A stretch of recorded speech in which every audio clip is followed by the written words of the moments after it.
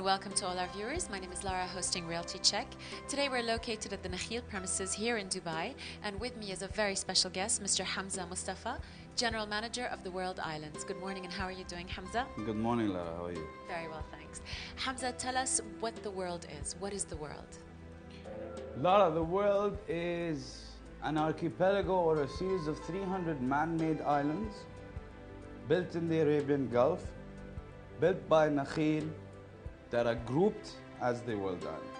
The idea was first conceived by Sheikh Mohammed bin Rashid, and the idea of having 300 individual islands that are clustered together, that are grouped, that are shaped like the world, and these islands have the capability of being sold as islands with certain zonings that developments can be built on.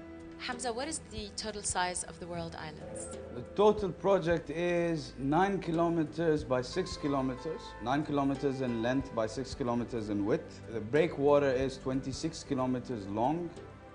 The islands range between 120,000 square feet to 450,000 square feet. And the prices range between, let's say, 12 million to 200 million. When did you begin construction on the world? We began construction in September 2003. For building the World Islands, there are two methods. There are two major factors of building construction. The first is building the breakwater. A breakwater is the surrounding area in the outer world reef. It's all rock. It's like when you go to a big port, you know, you see a wall of rock. True. The purpose of that wall of rock is to stop the bad sea. So inside a port, even if there's a storm outside, the sea is always calm. And the second is actually building the islands. Now, building the islands, we've already built 100 of the 300 islands. So if I take you out to the islands now, you'll see already 100 beautiful islands. And now we're also building the seawall. And from building the seawall, we are, let's say, around 40% done. And when do you expect the world to be complete? Hopefully mid-2008. But we will see, building these islands is one of the biggest engineering or construction buildings in the world. Not in our world, in the real world. Yes. Building 300 man-made islands, these islands are equal to 326 million cubic meters of sand. It's equivalent to 9 great pyramids, just building these islands. Building this breakwater is 26 kilometers long. It's one of the longest breakwaters in the world, and it's the only breakwater in the world that has an oval shape. Because when you build a port, no one builds a round breakwater. You know, they build a straight line and then another line. But our breakwater is a complete circle. To protect the world. To protect the world from every angle.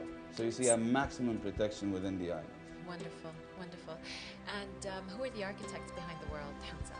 Well, from a conceptual phase is basically Sheikh Mohammed bin Rashid. He had the concept, so we take that concept and we develop that concept. Now, we have consulting firms that come and work with us. The major consulting firm right now is a firm from Miami, the Remillo Nahamil. They're doing the master plan for the world. So they are actually working with us and them together, and many consulting engineering, where we make decisions like how big should an island be, how should an island be shaped, where should the island be placed. So it's a lot of engineering into it. And how deep are the waters under those islands? Waters range between 18 to 25 meters. See, the advantage of Dubai and the reason why we can build all these man-made islands is because our waters are not deep. Because this is not an ocean. This is an Arabian Gulf. It's a gulf.